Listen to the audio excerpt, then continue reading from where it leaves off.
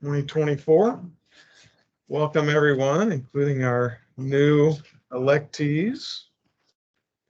And so with the meeting in order, we will move to item 2, which received comments from the public. And so both of our new directors would like to speak before we get cranked up.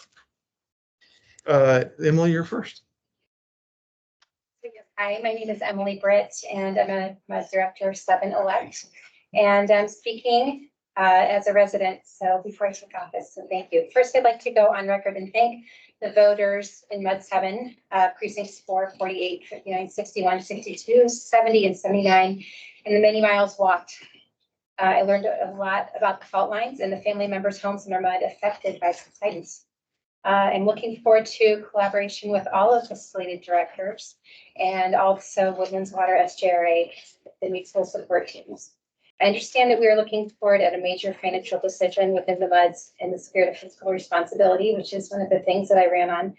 I am to challenge all of us to take a deep look before we jump and do so, keeping the residents in mind in all of our decisions. I know last month there was a movement to approve the supplemental agreement with SJRA for engineering wastewater reclamation facility 1. And as a resident, it is my hope that this team will review all options, including ongoing preventative maintenance plan and options to keep plant 1 in service. So thank you. And I appreciate the time. Thank you. Marta? I'm Marta Duntham, the Director-elect for MUD 7. I ran with Emily. First, I want to thank all the voters who put their faith in me. Secondly, I would like to restate my commitment to the voters to represent them and serve them. There will be a learning curve to get up to speed to the current state to plan for the future. And lastly, I'm looking forward to collaborating with my fellow MUD 7 directors. We are responsible for protecting an important resource, water, not only for our residents, but the residents of the future. From speaking with voters, it is clear they have several concerns. Communication with them about water usage and cost, the source of our water, be it ground or surface, condition of the capital infrastructure, and the cost to the taxpayer to maintain high quality water. I intend to focus on these issues during my tenure and work with my fellow directors to make an impact on these important issues. Thank you. Thank you. Move to item 3, which is consider and act on request for adjustments to or relief from specific charges imposed by the district. Anything? Nothing this month from me. Very good. Thank you. So our consent agenda consists of the next 4 items, which is last month's minutes, financial reports, tax collector's report, and kind of the routine approval of expenses for attending various water-related conferences. And we normally vote on those together as a consent agenda. Do we have any comments, corrections about the minutes or any of these other consent agenda items?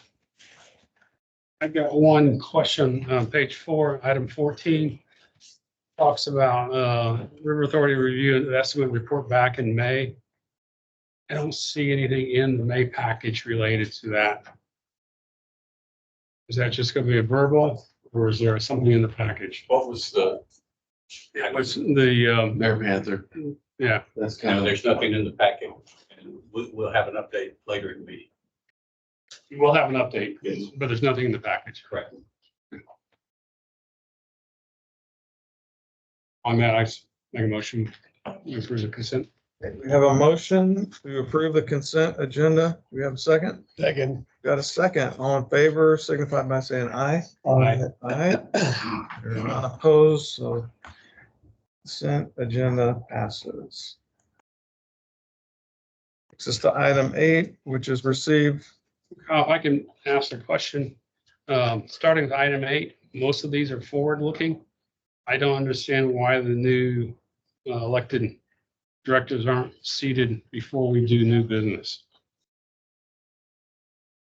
That's at the the president's discretion. I think these were put in the same locations where they had been in prior election cycles, but there's no, reason that they have to be in that spot. It's really at the discretion of the board as to where those places. Action items for the board before the director gets seated, that would be certainly a different issue in terms of. These are discussing future, I mean, so That's a, good. Again, no, no reason to have to have it in the place where it is, but again, it's at the discretion of the president, how you want to handle it. There are no action items. But well, there's nothing required to vote, but there's active discussion of understand. information. Would you like to move up the item to appoint the new directors, move 15 up to Well, in really, front of 8? I mean, 13 through 17 or 18 13 through 20. through 20 as a group.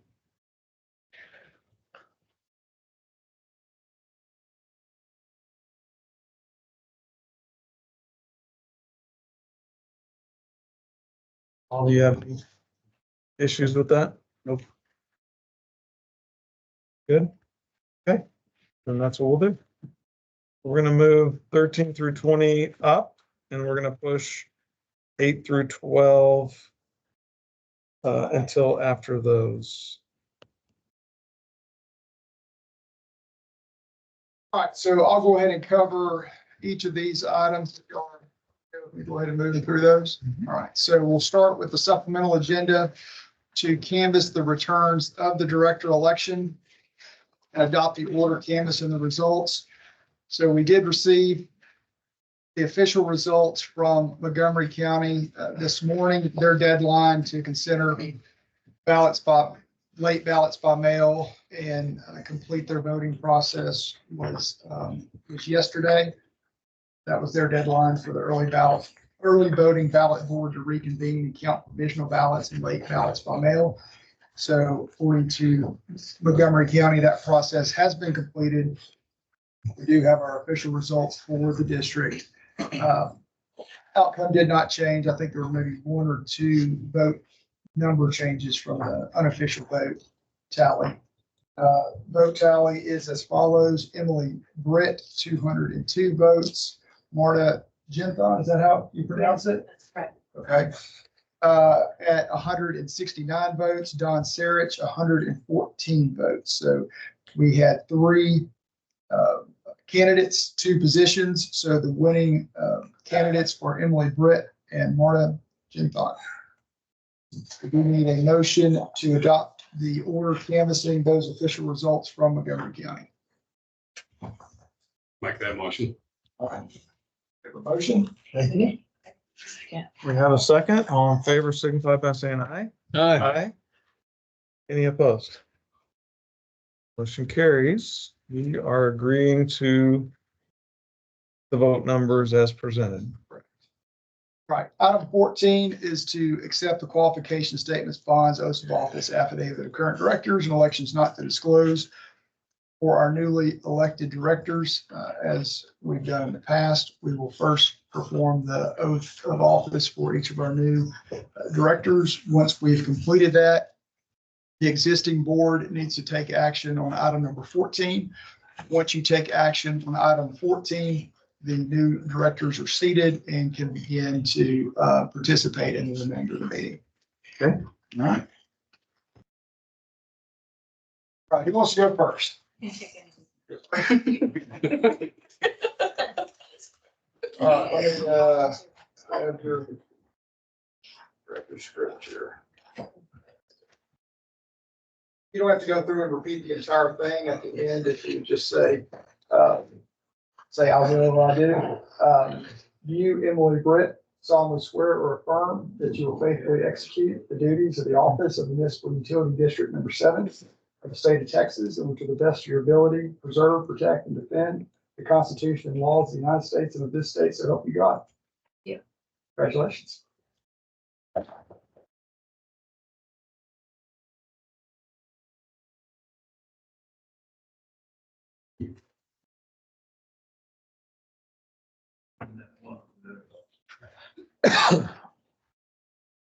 Same drill. Raise your right hand. You, Marta Genbon, solemnly swear or affirm that you will faithfully execute the duties of the office of Director of Montgomery County MUD number 7 of the state of Texas, and to the best of your ability, preserve, protect, and defend the Constitution and laws of the United States of this state, so help you God. I do. Congratulations. Thank you. Report. Well, yeah, did you already get it all filled out? Yep. Let me get it. All right, then we're ready to take action on item number 14. All right, so item 14 is the acceptance of the qualification statements, bonds, oaths, affidavits, et cetera. And I will make a motion that we accept those. We have a second? We have a second. All in favor signify by saying aye. Aye. Any opposed? All right, motion carries. We have our new director. She's trying to leave. Before you go, She's doing it. You can leave after this. She was doing some creeping there. yeah, we don't want anybody to get away without the appropriate recognition. On behalf of the board of directors, I wanted to offer to Stephanie, and I'll read the plaque. Our sincere thank you and appreciation for exceptional leadership and dedicated service to Montgomery County Municipal Utility District number 7. Came in, I believe, in December of 2019 to May 24. So thank you very much. Could I add to that just to say, Stephanie, thank you so much. Sharing your knowledge and experience and in the water and wastewater business, and appreciate your input. Go take care of the baby. Here, here. We have one for Don, but we'll make sure that he receives that as well. All right, so that will take us down to item number 15, election of officers to the board. So we do have 2 vacancies with Stephanie and Don coming off the board, secretary and assistant secretary. So we can consider any of the officer positions if the board would like. But at a minimum, we do have 2 vacancies that we do need to fill today. So the way this works is if there are, go down the list, 1 president, vice president, et cetera. If you're satisfied with the folks who are currently occupying the position, then there's no need to take nominations on that particular position. If you want to take nominations, we do that. If there are multiple nominations for a particular position, the board decides how we handle a vote. There's no magic to it. It can be a voice vote or, raise hands, tear up a sheet of paper and do it, do it more, blind ballot. It's up to y'all, but that's how the process works. So we just start at president and then work our way down. So currently, Kyle Mays is president of the board. So I will say I've felt like it's been a privilege to be president of this board. I feel like it's been a privilege to serve as the trustee on the Woodlands Water Agency for this board. And I'm happy to continue that if that's the way the vote goes. And if it doesn't go that way, then that's how it goes sometimes. But I've been doing this a long time. I feel like I understand how the system works. I know when there's good information. I know when there's misinformation. I want to be fair. I want everybody to be able to express their thoughts. I enjoy a healthy debate to see that everybody gets to participate and gets to have their ideas considered. And ultimately, I believe in going where the vote takes us. So I don't know, Brad, if you'd like to start with any kind of nominations for positions, you're welcome to. I'd like to nominate Brad Halk for president. I've known Brad for 4 years, working many elections, and also from an engineering standpoint is phenomenal. He has a great mind about him, and I think his questioning things has been integral for further focus on items over his last tenure. I've watched all the videos to keep up with what's going on in the mud. So I appreciate the transparency that Woodlands Water has. And I think Brad would be a nice addition to have a fresh set of eyes in collaboration for Med 7. Okay, so we have a nomination for Brad. Any other nominations for president? This is for both positions. Just president. This is just for the president position. I'm not doing that. Well, I've been happy with my president as it is. And he's had at least 2 years' experience here, right, in leadership.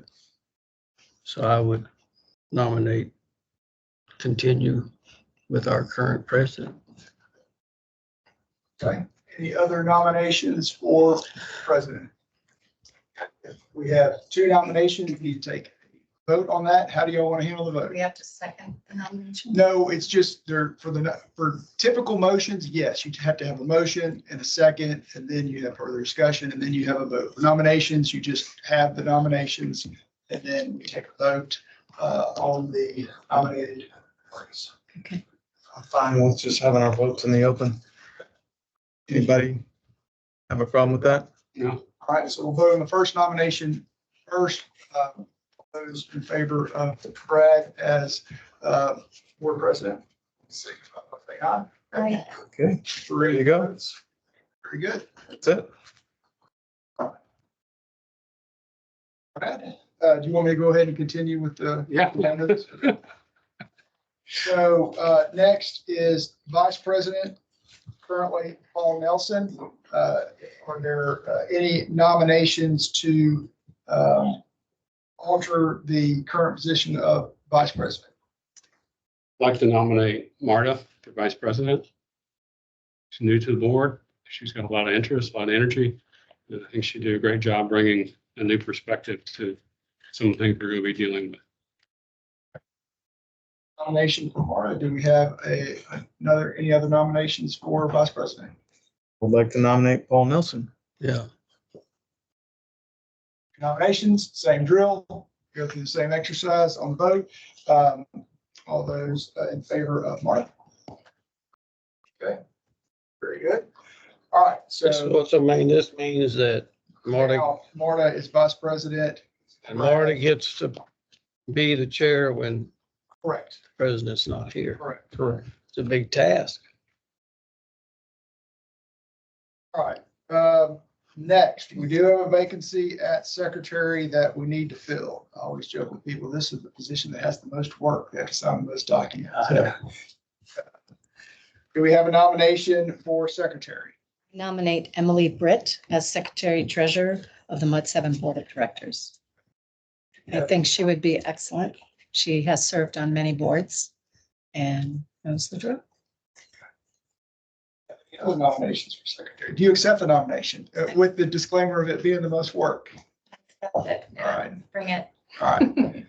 Any other nominations for secretary? In self-defense, I would support the nomination. Good. All those in favor? Okay. Okay, now, we do typically like to have 2 assistant secretaries in place. In the event the secretary is not able to attend the meeting, for all of our districts, we do recommend that we have 2 assistant secretaries. And those positions are now vacant with Brad moving to president and Don leaving the board. Do we have nominations for assistant secretary? I mean, I nominate either one of you or both of you. I think you're both going to end up as assistant secretary, right? If we have to, like we have in the past. Guess we could just decline, right? You could. You could. Yeah.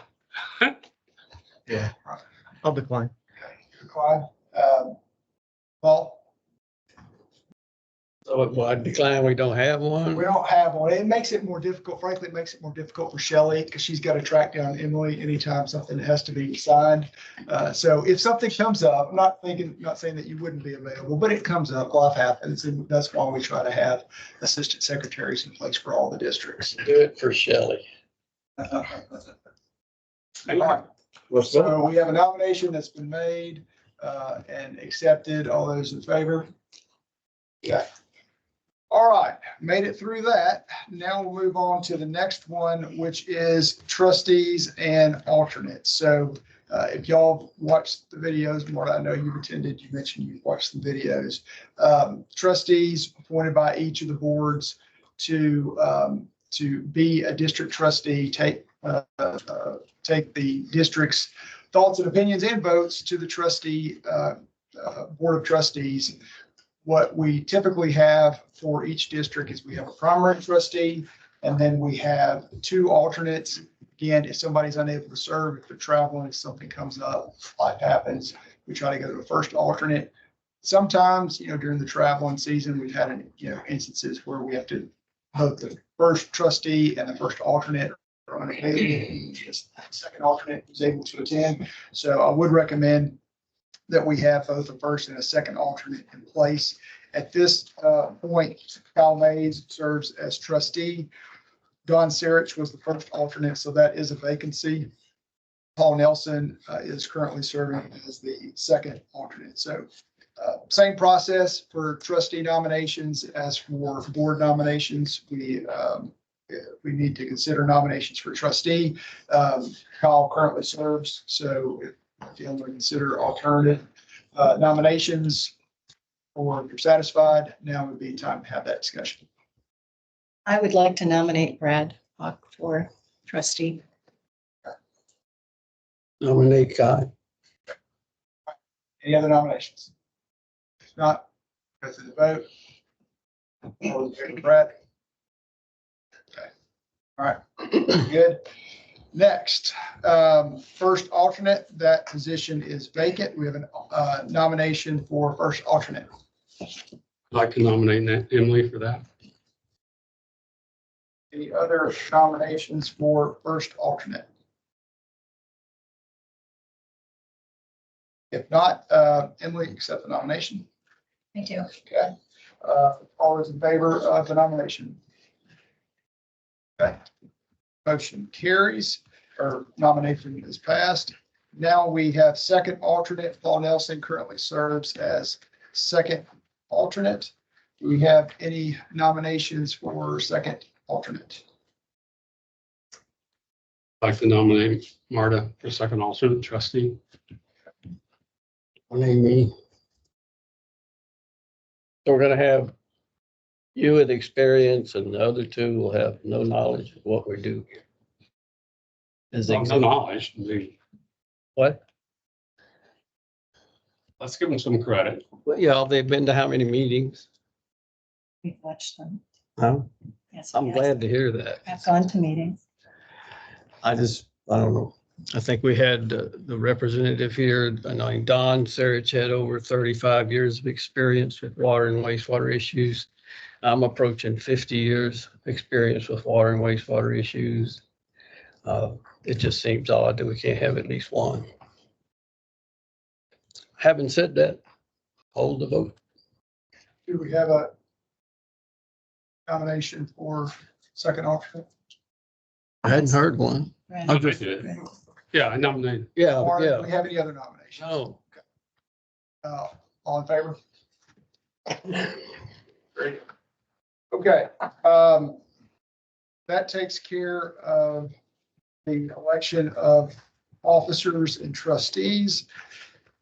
We'll move on to item number 17, district registration form relative to the election of directors. This is an administrative document that our firm fills out that's promulgated by the TCEQ, has factual information about the district, such as who the directors are, what their term of office is, what their officer position is, now that we have 2 new directors and we've also reshuffled the officer positions. We need to update that information as well as the terms of office.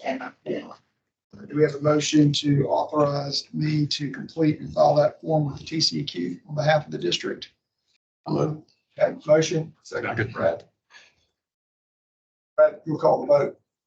Okay, can we have a vote for approving item 17? All in favor? Yeah. Item 18, authorize preparation and maintenance of local government officers list in connection with conflict of interest disclosure requirements. So we are required by law to have this list. Each district has to have one. It is comprised of all of the board members as well as the investment officer with Woodlands Water for the district. That is kept on file by the district for vendors to be able to request, to determine if they're bidding on a district contract, to determine whether they have any potential conflicts with the local government officers of the district. So since we have 2 new directors, we need to update that list to reflect those 2 new directors. You need a motion to approve that new government officers list on item 18. I make a motion to approve the new government list. Can we have a second? Can we have a vote? All in favor? Aye. Aye. Okay, items 19 and 20 are not action items, they're discussion items. So item 19, training requirements. There are memos in both of y'all's packets regarding Texas Open Meetings Act and Texas Public Information Act. There are 2 one-hour training courses that you can watch online. There's a link to the website for the Attorney General's office where you can watch those videos. Once you complete each of those 2 one-hour videos, you can either download, I believe now, or print that there are certificates for each of the training courses. So you have 2 certificates at the end of it. You're supposed to complete that training with, I believe it's 90 days of you joining the board. Once you've completed it and either printed or downloaded those certificates, if you would send those to Shelley, she keeps a district file for each of our directors, and she'll put that in your file to evidence your compliance with that training requirement. The good news is you only have to do it once. You don't have to do it every time you're elected or at some certain interval. If you're curious after you watch the video and want to learn more, every so often the Attorney General's office will issue an updated handbook on transparency, and they actually just did issued a new handbook for this year, so for 2024. So that's available online if you're so interested. No action is necessary on item 19. And finally, item 20, discuss conflicts, disclosure statement, reporting requirements memorandum. Another memo in y'all's package of new director materials, or check the box, yes or no items. 99% of the time, we don't have any conflict issues, but if you think you might, visit with me offline. We can talk about it. You may not have something today. You may have something 2 years, 4 years, 6 years from now. Anytime something comes up, we can visit about it and determine if there's anything that you need to do to address a potential conflict. Those are always very facts and circumstances dependent. So that will take us through item 20. Brad, I'll go ahead and turn it back over to you. I think we're back on item 8. Item 8. So Chris, you bring us the regular monthly update. Our report begins on page 17 in your packet, runs through page 37. Nothing out of the ordinary. Last month, no violations. I'll do a quick run through of the packet for the new director's benefit.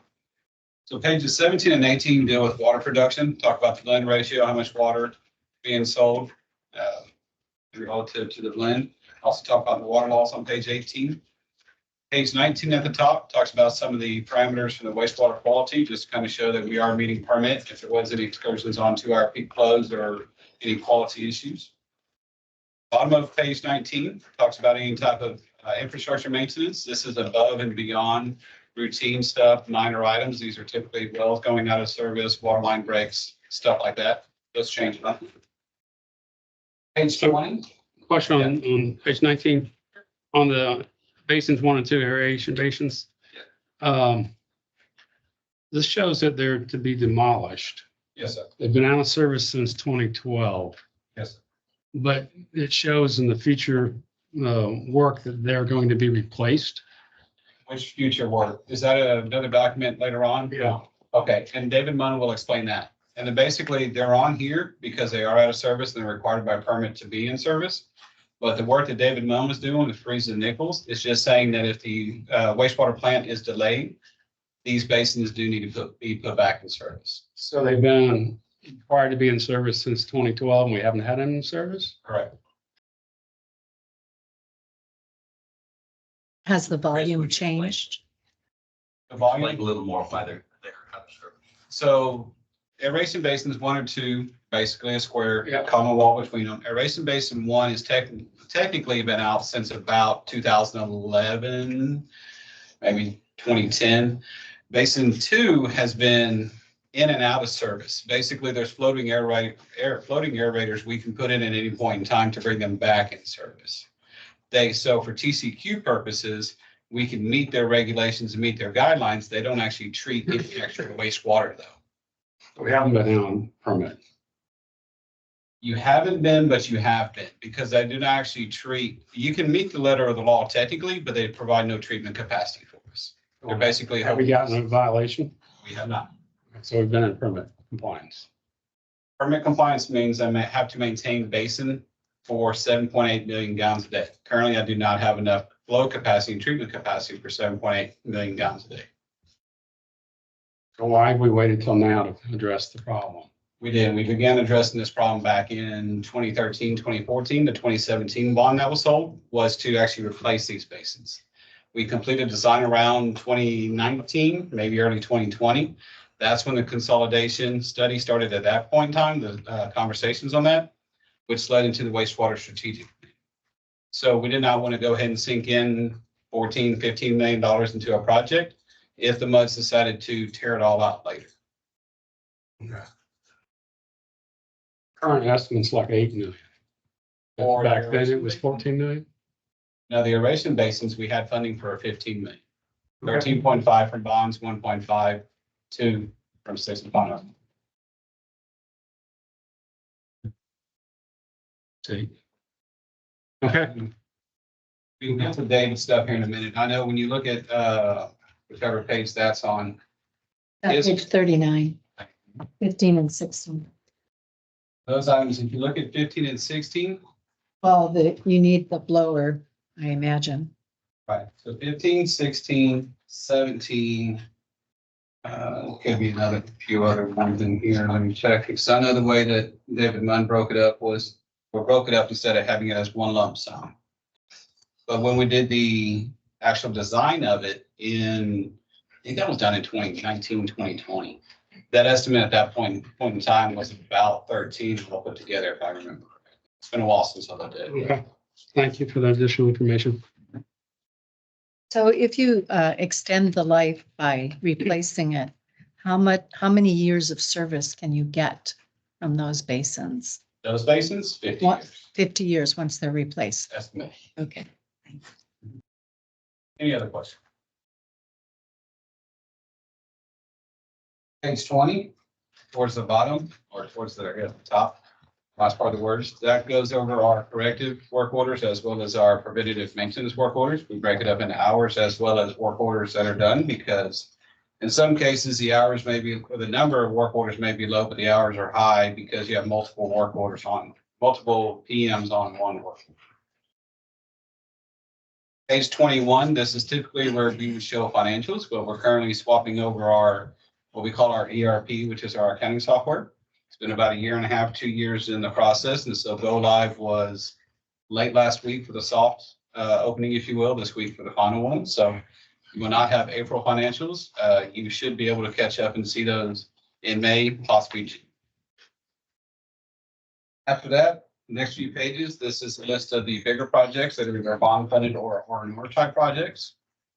Remember, these are system-wide for just the Woodland, so you'll cover everything from the water, wastewater side, study, land acquisition, everything else. Question on page 23, the owner advisory.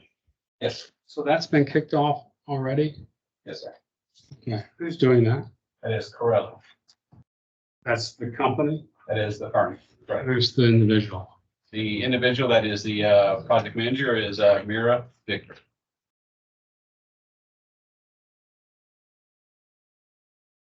Thank you. Any other questions? And if y'all read this and have any questions, any time, feel free to reach out to me or Eric, and we'll definitely answer any questions. Page 29 is just definitions, since we do give this to the public and other entities, if there's any words we use for those acronyms. After that, from 30 to 37, that's the GRP monthly operations report. Their meeting is actually next week. Their MOR for this month is not done, or last month is not done, so GRP is always 2 months behind. But this is the packet that they receive, and I'll present to them on Monday, the updated MOR. Typically, I don't spend this much time on the monthly operations report, so I just ask that if y'all can read it prior to the meeting, or if you have any questions, bring them, and I'll be glad to answer them, but try not to take up too much of your time going through stuff that does not.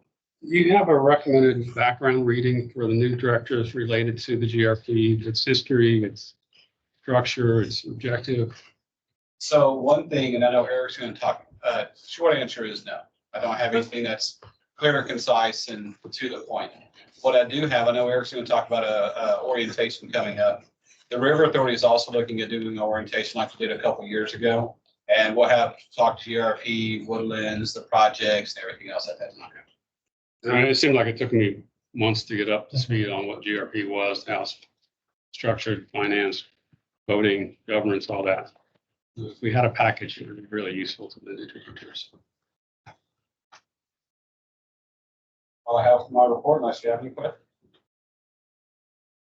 Questions? Okay, thanks, Chris. So David, you want to give us an update on rehabilitation, net present value? I think there's 2 pages in here. So real quick, before I pass it off to David, just want to introduce myself. Dan Hildebrandt with San Jacinto River Authority. I'm the Technical Services Department Manager. So overseeing the engineering, construction management, and GIS teams. I've been the project manager for SRA on the wastewater strategic planning for, since its beginning, over 3 years now. So congrats, first off, on the new mud directors. I'm looking forward to working with y'all. There is a lot of information out there. So tonight is just one very small piece of that, a recent ask from the previous trustee meeting. So that's what I'm going to pass off to David. David is the project manager with our consultant that's been working with us on the strategic plans with recent. So I'm going to pass it off to him, but feel free to ask questions. David, go ahead. Ready. Thank you, Dan. Good afternoon, everybody. So at the last, it was actually the April trustee meeting, the trustees asked the SJRA and Teresa Nichols to run an analysis, and that was basically to answer 2 questions. The first question is, if the water reclamation facility replacement gets deferred by 18 months, currently the completion date is 2030.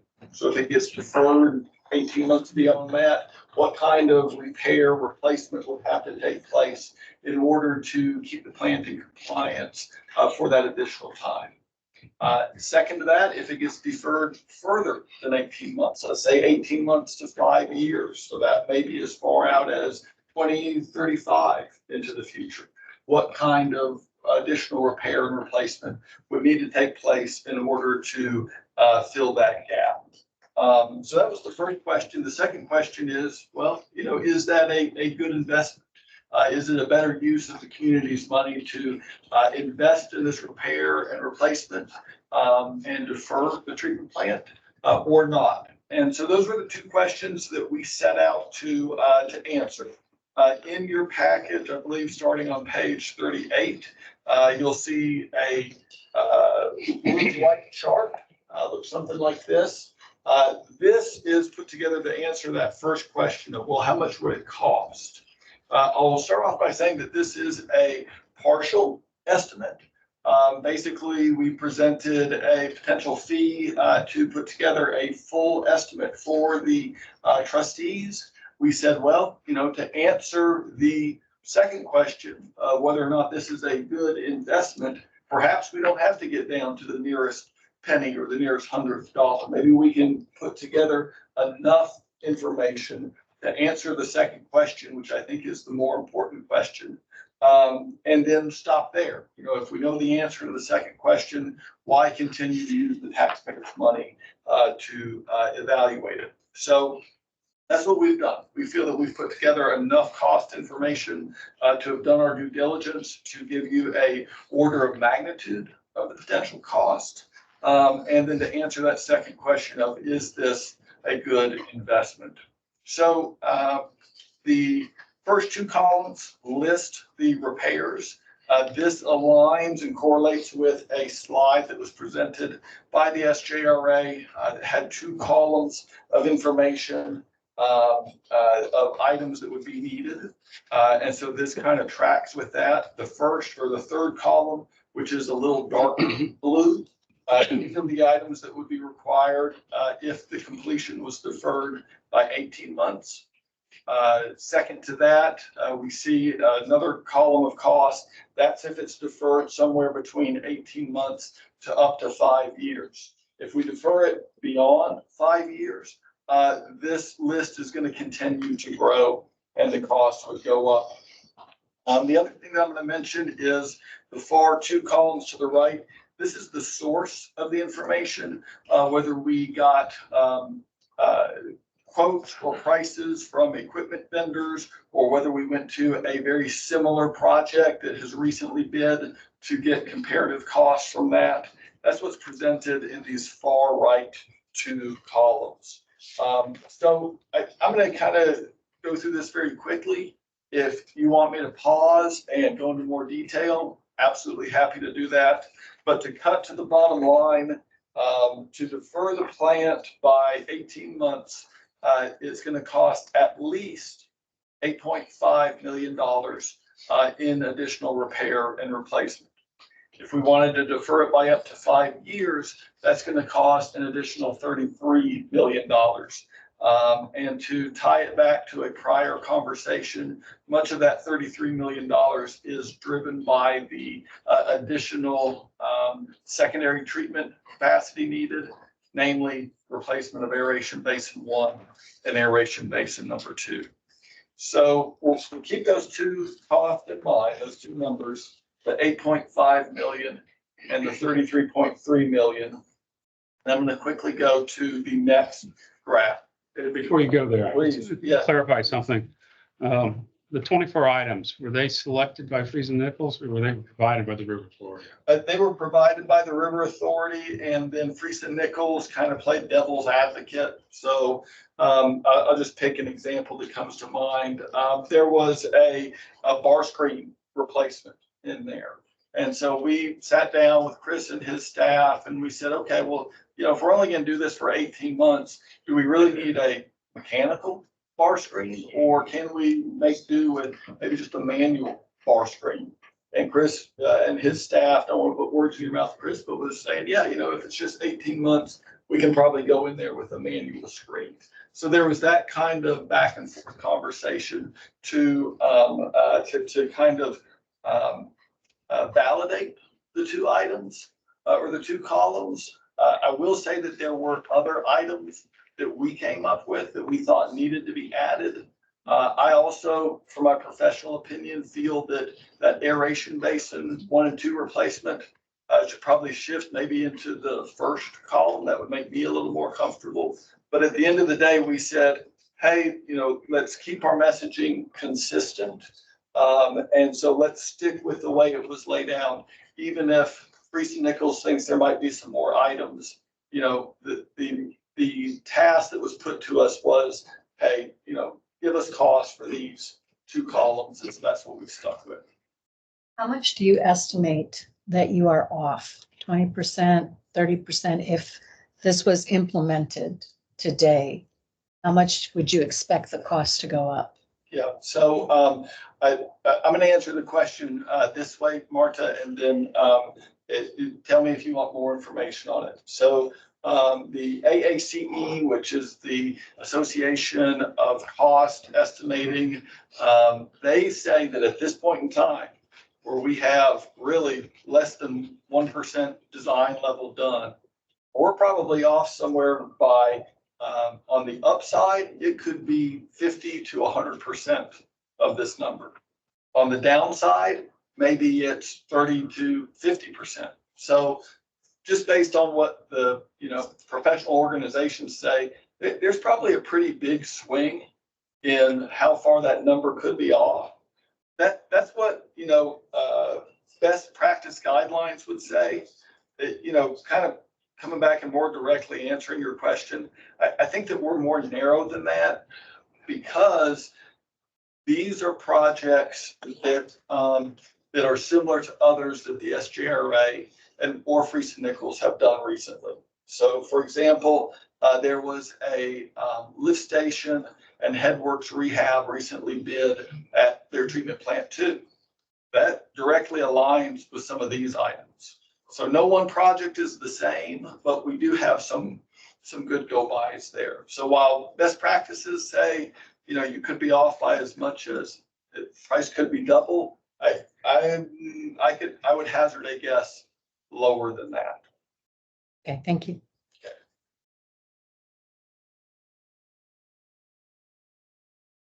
All right. There's no other questions on the graph.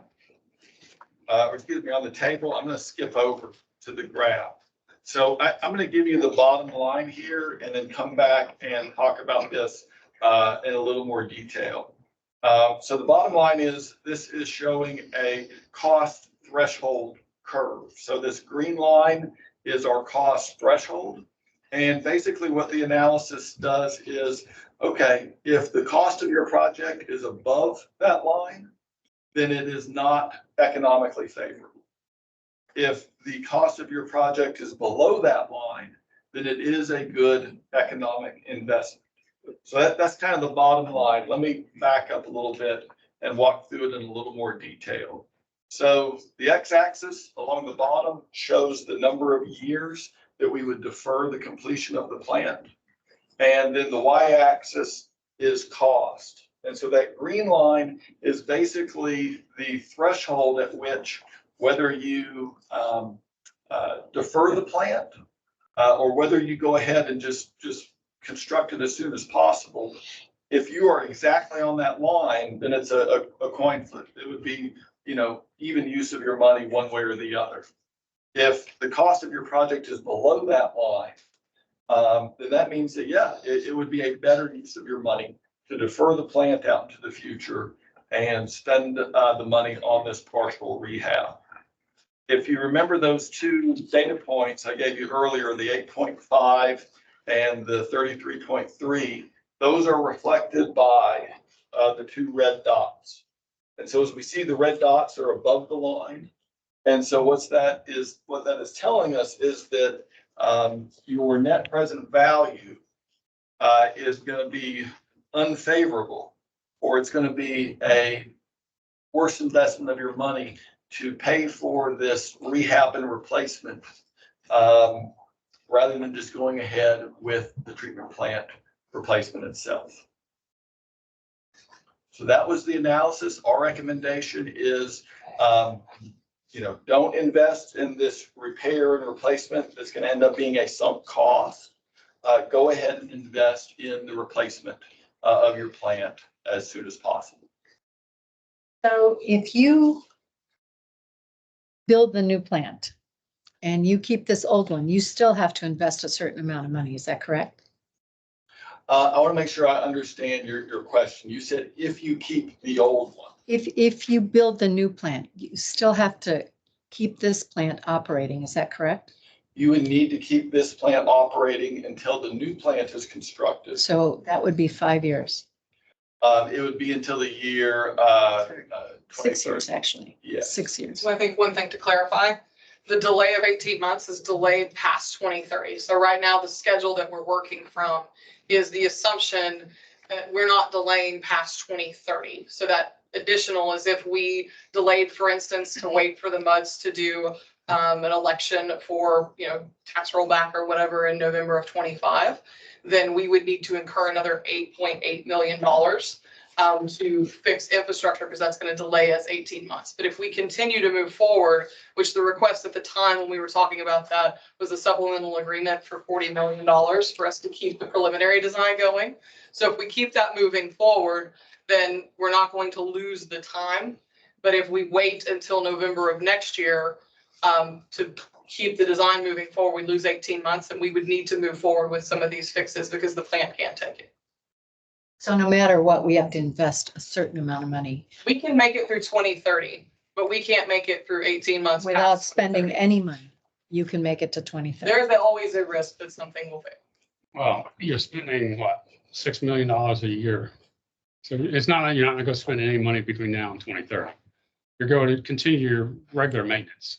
Because the capital project or the Yeah. project plan for plant one Right, in the so next couple of years. kind of pull everything together. We always have, and we will for the next 5-6 years Yeah. until a new plant or whatever occurs. You'll have preventative maintenance, you'll have corrective. You'll have blowers that go out, you have to get new blowers, all that same stuff will still occur, right? We do not have any capital projects, any of these named projects that David went through on 38 and 39.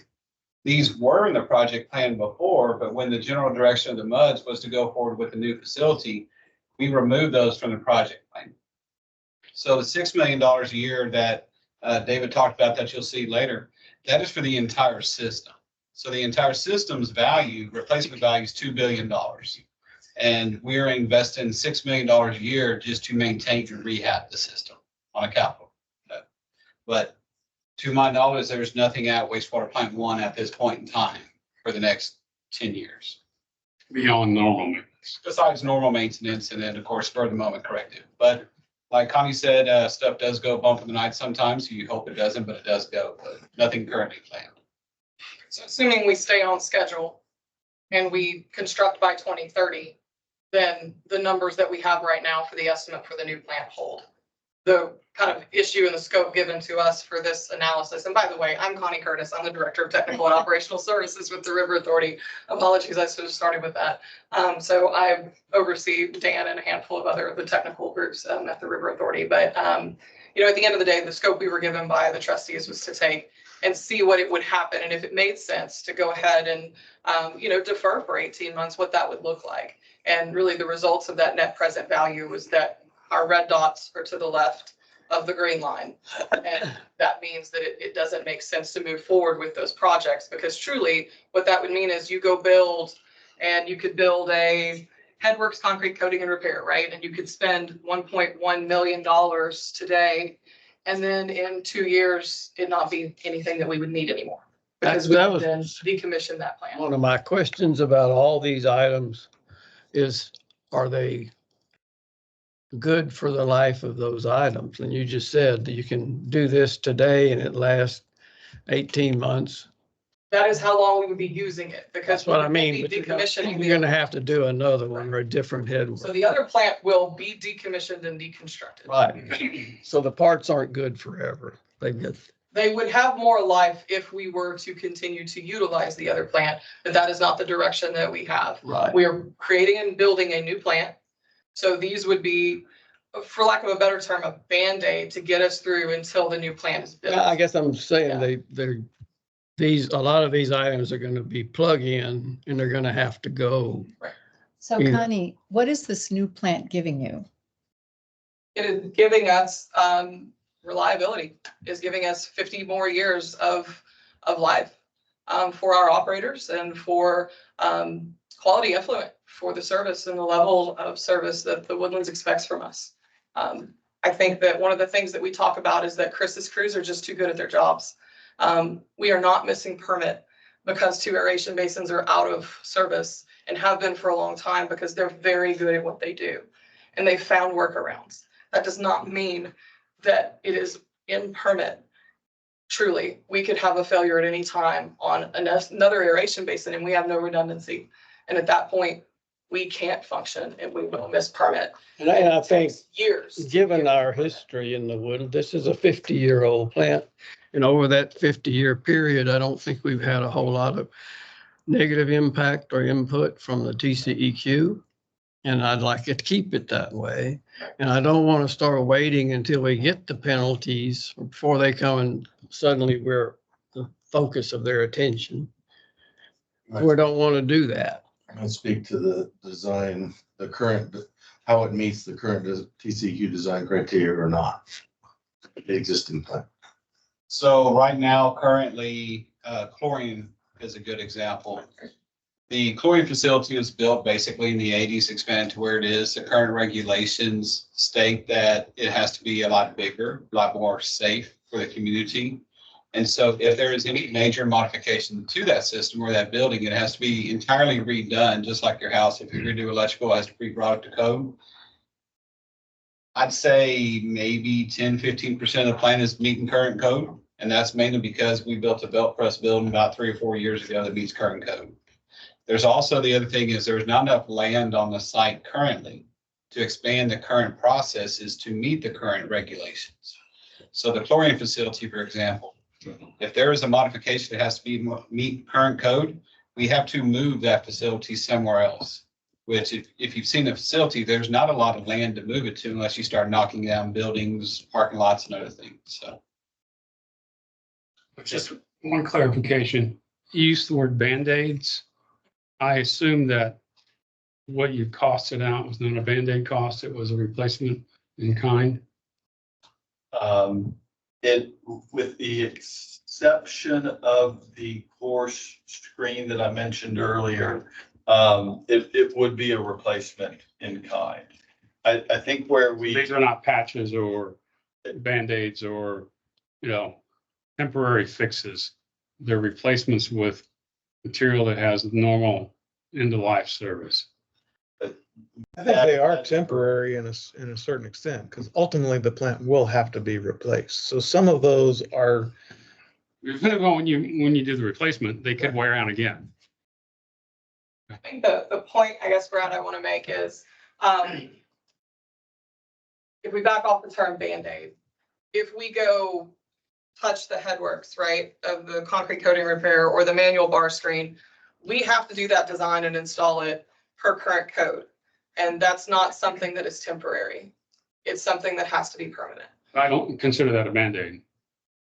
I think the Band-Aid piece is the piece that it gets us through until the next plant is built. And that's the portion that I would call a Band-Aid. It has to be fully built as though you would use it for 20, 30, 40, 50 years. My point. So it's not a Band-Aid, but it's extra cost that's not necessary If you elect to replace it. If you like to replace it, which is why we don't recommend to wait. We would recommend to move forward with a preliminary design to keep us on schedule, to keep and meet that 2030 deadline for construction. I think we just need to be careful in the terms we use. Okay. When we use the term like Band-Aid within the community, it says, oh, we're patching the plant as opposed to replacing it with. Thank you for that feedback, Brad. That's good. What other word would you want me to use? Replacement. Okay, we'll do it. Thank you. So can any of this consider changes in volume of weight? Any of these items on 38 or 39? I mean, we're assuming it's going to treat the same amount of water today as it did yesterday and then on 5 years from now. With these replacement items, yes, you would still meet the same permit. The new plant's actually going to be downsized to meet closer to the capacity that was purchased by the MUDs.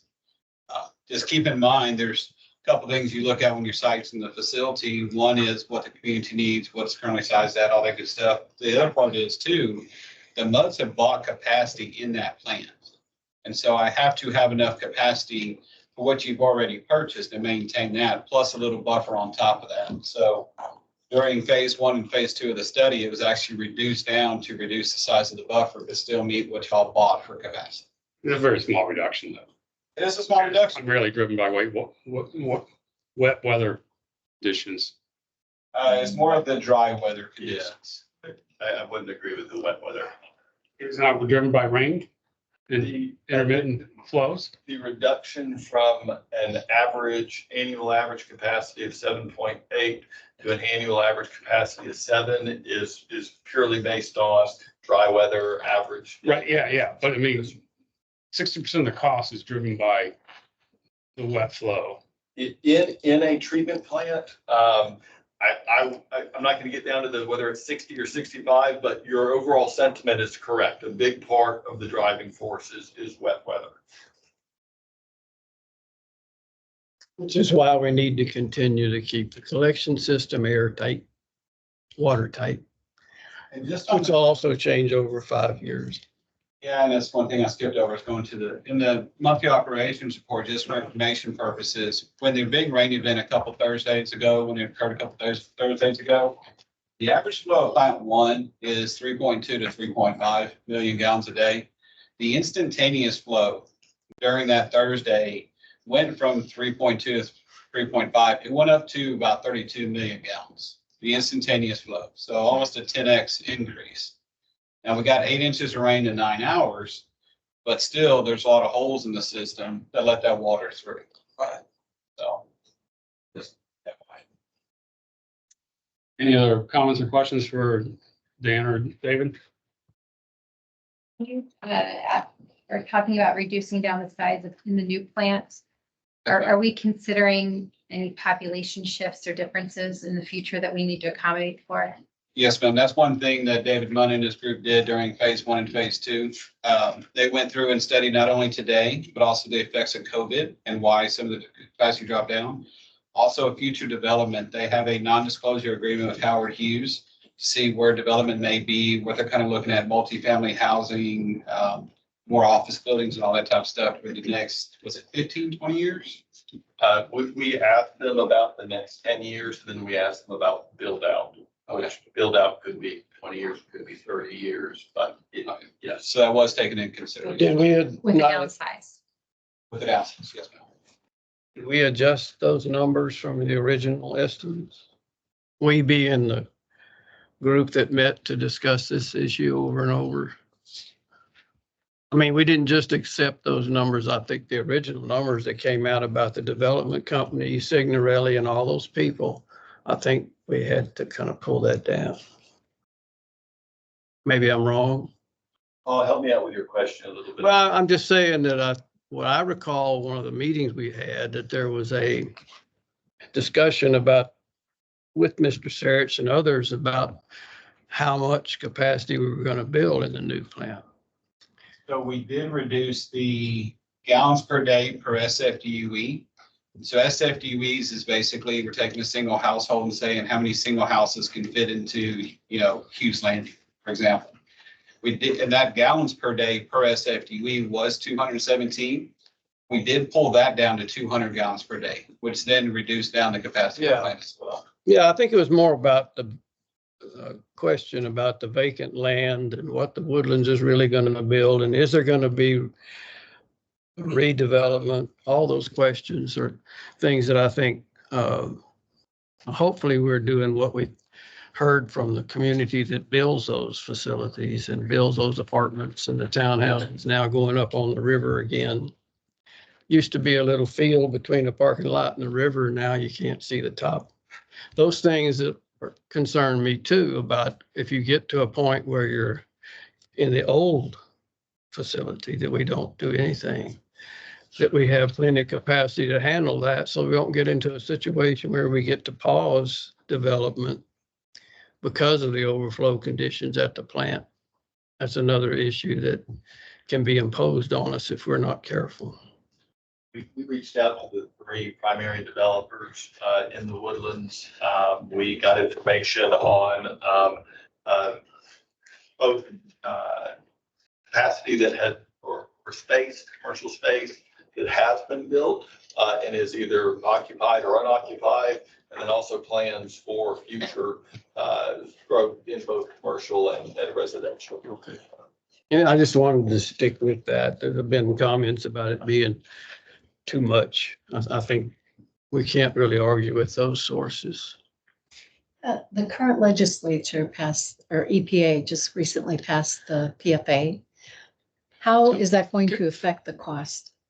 Are you talking about PFAS? Yes. The PFAS, yeah. So PFAS, the roadmap for PFAS that the EPA released initially is going to focus more on the drinking water side. The great Oh, that's right. Sorry. Well, no, you got an excellent question. good news is that the surface water facility that you built has a granular activated carbon process in it, which is one of the best technologies for removing PFAS. So if I lived in this community, I would be very happy about that. The next thing to occur on the wastewater side is probably going to be more related to your biosolids.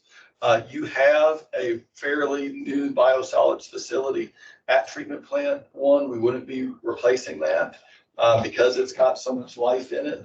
What we have done is we have reserved space in the footprint in case there are new regulations, but we wouldn't design that infrastructure today until we know that it's absolutely needed.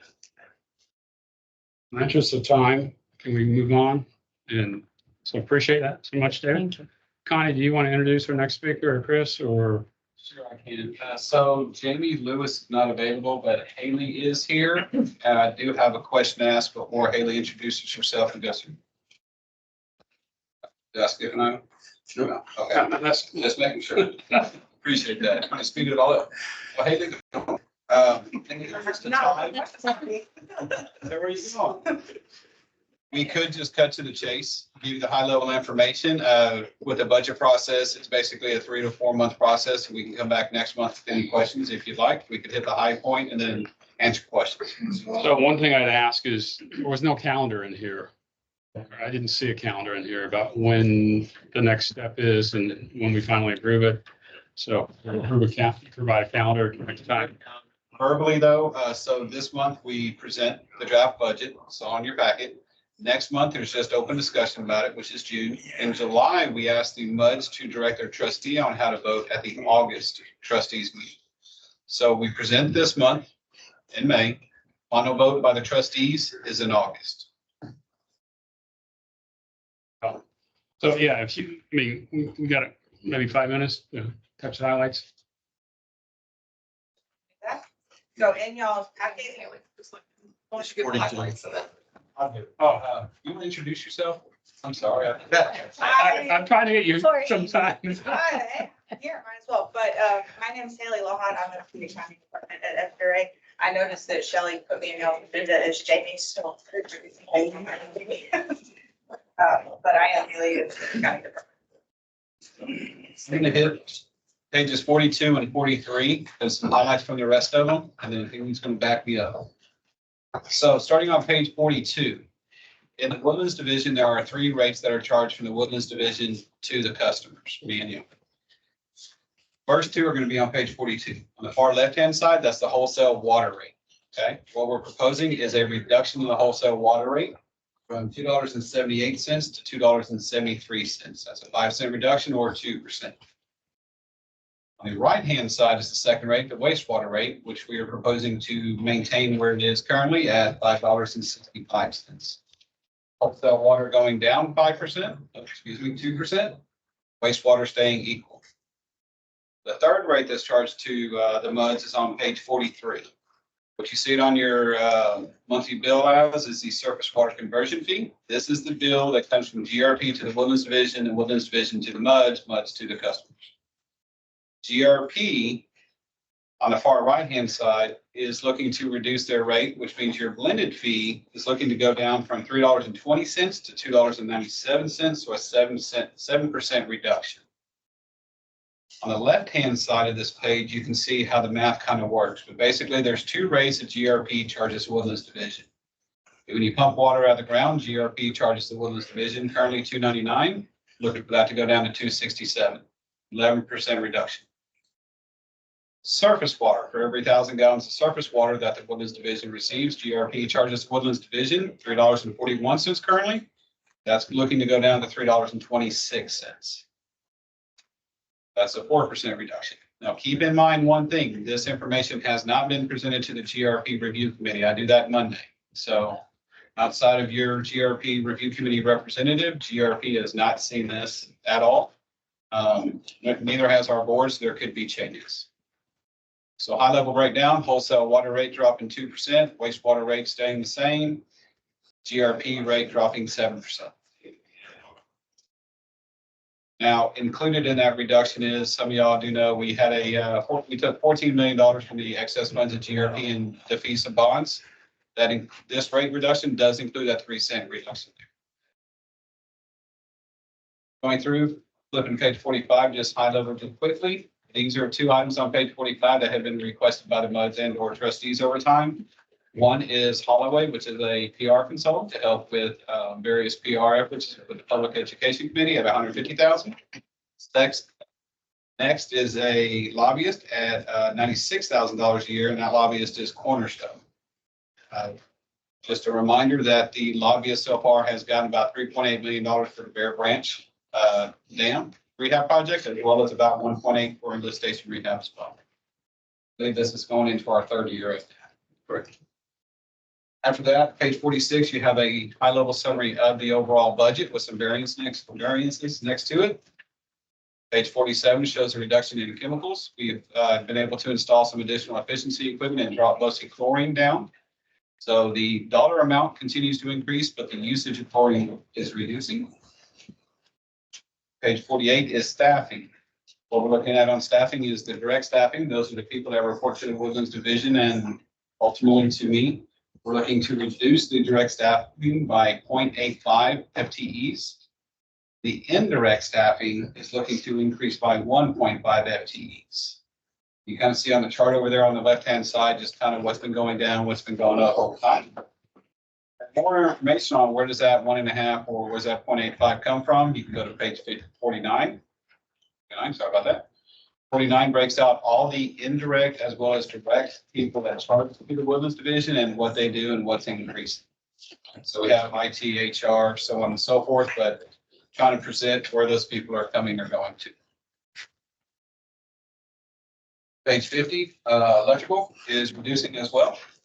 What we've seen over the last, 2 or 3 years ago, everybody knows electrical kept going up from the winter storm, recapping, various things like that. There's a lot of surcharges on our bids. Those surcharges just dropped off about 3 months ago.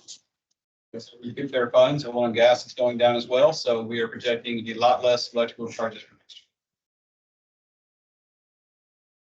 year. Page 51, future facilities account. This one I want to make sure y'all know about. So the future facilities is where all the funds from the 6th and final accounting and all previous internal accountings would go to. So as the multiple capacity, I want to here to build future facilities. Per that contract, anything that is, once all those projects are done, the funds left in future facilities then transfer to the R&R project plan. When this roughly $4.9 million transfers from future facilities over to the R&R fund, it's been identified to help fund the EST 6 project, which is currently in the project.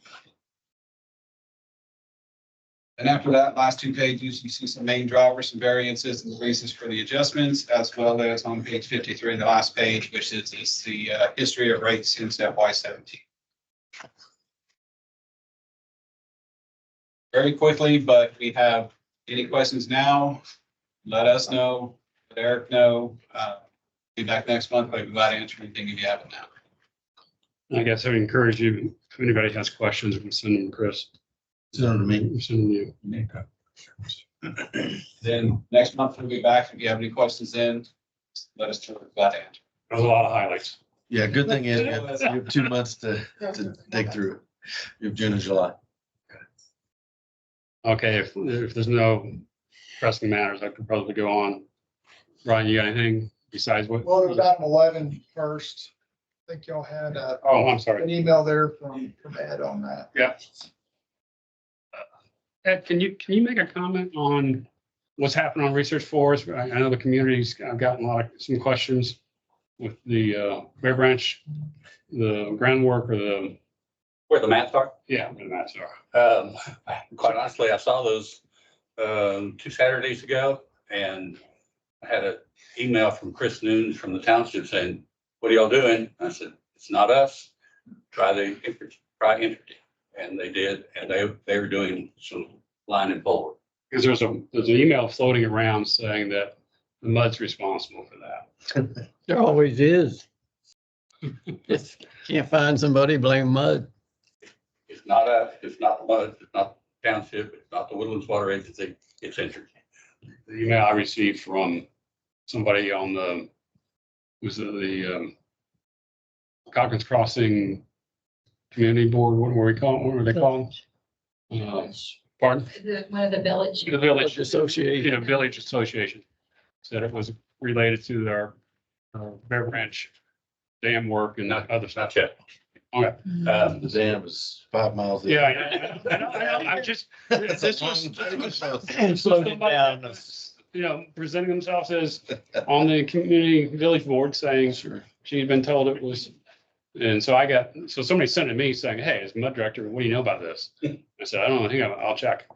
So, okay, energy. Just to refresh, my name's Ed Shackleton. I'm Director of Operations. So Woodlands Division, GRP Division, Highlands Division, Flood Management Division, and Lake Conroe Division all report to me. And so several of those divisions impact you all, 3 out of the 5.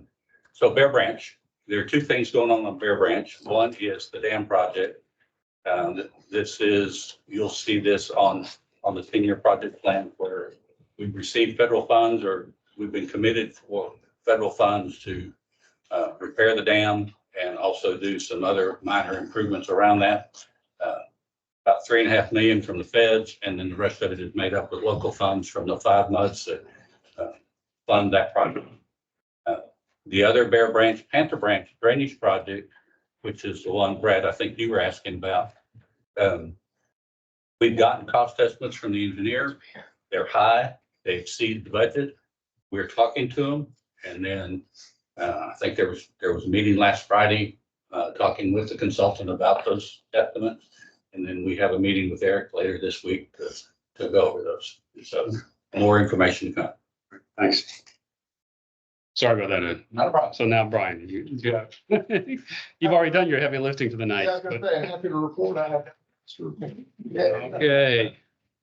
Eric, you want highlights of the general manager's report? Yes, I've got a few things to go over. I'll try to keep it quick.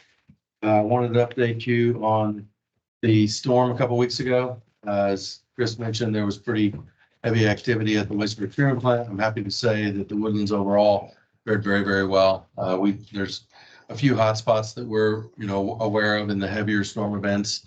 Those were challenged a little bit, but no house flooding. There's street flooding. A lot of folks don't realize the streets are actually designed to flood, but nonetheless, we fared very well despite the storm. Folks north of us, not so much. Pretty significant damage north and west, or north and east of us. But another thing I wanted to point out, you might have received an email from us last Monday related to the damage and the excess chlorine that was a result from a lightning strike at Water Plant 3. Just to give you some insight into that, if you look at the map on the wall there, you see 47 at the top and that just very square white box. The water plant number 3 is near there. And so that was where the water plant was struck. It damaged the chlorinator in the open position, essentially, and the backup sensors. And so what it did was essentially push out chlorine, which is used every day for disinfection. It's the normal disinfection. So as you can imagine from that center point, you just imagine, over time that that chlorine kind of spread through the system. So we quickly coordinated with SGRA staff and ourselves to flush the system, flush several of the storage tanks and the elevated storage tanks. SGRA handled that. We communicated with the public quickly there on Monday. And then by the end of Tuesday, we were pretty much in the clear as far as getting those levels down. So for MUD 7, it really didn't get past the yellow where 60 is in the middle. There's several pressure planes in the Woodlands. So that's the upper pressure plane where that plant is. And so kind of halfway through 60 and that lower 47 piece, it didn't quite get to that halfway mark coming down south. So it didn't get anywhere east and south of that spot. Really? So it was mostly north of I could that taste it. spot. I could smell it. Yeah. Okay. And I'm in South. Yeah, we were testing throughout the system and it didn't show as far as the elevated. Is this plant staffed? 24/7, No, this staff on weekends? no, it's well, Chris can speak to. Yeah. Yeah, there you go. We have 24/7 folks on the wastewater side, checking lift station. And then they are going to start checking water plants on weekends. Okay.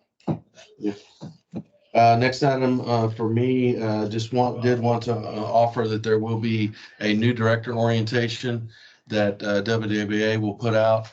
That's going to be the dates, which are more options are going to be June 5th and June 10th. It'll be something like a mid-morning start and then, end up with a lunch. It wouldn't be both. It would be either or you could attend.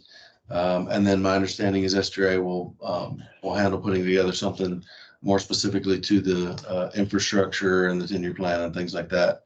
So we'll deal more with what WWA is, what the MUDs are, director responsibilities, things like that. And so that would be June 5th and June 10th or June 10th. We talked a little bit about the GRP refund, but I did want to point to it in your financials. If you look at page 6, if you recall that the number, your share of that GRP fund was about 224,000 roughly. And so that is a credit on the line item in your revenue section on page 6. It's 073,4900. So that other revenue, that's where the credit falls. And so that's from that, from the refund. We already did awards. I did want to talk about the drought contingency plan and the water conservation plan. We reported last month that those were due May 1, that those were submitted. And we've already received back from the governmental agency that those were received and accepted. So you're in compliance there. And then final update on lead copper rule revision. The EPA requires that all municipalities across the country must create an inventory of their water system as to what type of pipe they have to identify whether or not they have lead pipe, both on the public side and the private side of the meter. And so we were required to create an inventory by October of this year. So we've been working with a consultant over the last probably 6-9 months to start building that inventory. Essentially, lead was outlawed in the United States in right around 88 or so, 89. So the EPA said, well, if you can, we're going to assume that everything was good past that. If you can just show us what was in the ground prior to that. And so we've been going through that process. Looks like they are willing to accept. We have a couple of employees that have been here 45 years that actually put those lines in. And so they can attest that we never used lead pipe for any of those applications. So looks like the EPA and the TCEQ is willing to accept that affidavit. So we're going to work on that. Anything we can't confirm, we are going to have to dig up. Essentially, that would mean digging up the pipe on both sides of the meter box to identify the type of pipe coming in and the type of pipe going to the house. And so if for anything that we can't confirm, but we're working on that. And then Are there plans anywhere that would state this, that we have somewhere in an inventory? somewhat on the public side, but not on the private side. And we don't there's no requirement to keep plans or have plans for what the home builder used. And that's the main problem. We already know what we have through plans and through experience. The problem also as you go further and further away from the original creation or construction, it becomes more and more difficult to have the drawings or whatever. But we do have those for the most part. Some of the really old stuff is somewhat harder to find over 50 years, but the big thing is that we can confirm it through our experience. And then I know we're running out of time. Normally we kind of go into a communications report from John Geiger. I don't know if we can. Can we pick that up next week? We could. Yeah. Or next month, yeah. That's fine. Yeah, we have a I public apologize, education committee that meets each month typically and goes through what our communications are and kind of creates a strategic plan for how we do that. And so John heads that up, and we'll talk about that more next month. That's fine. Yeah, but John's been sitting quietly for an hour, so next time I think he needs to get twice as much time. Thank you, Paul, for that. So, Kyle, anything you want to say about the trustees? Nothing to add. I already covered the highlights of that, I think. Okay, so you need to recess in the closed session. Okay.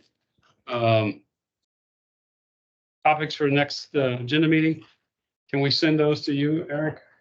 Sure. One quick comment and one agenda item to add. Okay. So I would like to say I very much appreciated the opportunity to serve on this board as a Woodlands Water Agency trustee over the last several years. But I'm also looking forward to having several hours back in my schedule going forward, and so that I can focus more on my full-time job and family things. And so thank you, Woodlands Water Agency staff. Thank you, Ed, and the SJRA staff. Thank you, Brian, for all the advice that you've given us all over the years. And thanks to you guys for being willing to serve. And last comment is the Woodlands expects very high quality water and sewer infrastructure. Price matters, but the quality matters more. And so never forget that. And so the agenda item to add is you're going to need to find another director, because I'm going to resign effective today from the board. Well, part A, thank you very much for your leadership. And I said, I think you've represented us well on the executive committee and certainly learned and expanded your knowledge a great deal. We appreciate that. I appreciate your welcoming me 2 years ago. And guidance, and you set a great example as president and trustee. We will miss you. I'm going to be out here in this meeting if my water goes bad or my toilet doesn't flush. In a hurry. I know who to, I know who to come Might not talk be to. our fault. Well, it doesn't flush. You still get the blame for it. So Just put it on Facebook anyway. it's always the Mud District or the Woodlands Water Agency, the Wish boogeyman. you all the best. And thank you so much for your service. Will you walk us through the process? Swap. Yeah, we can cover that next month. With that, it's 1 minute and 30 seconds to spare. We'll adjourn the meeting. We'll reconvene in June.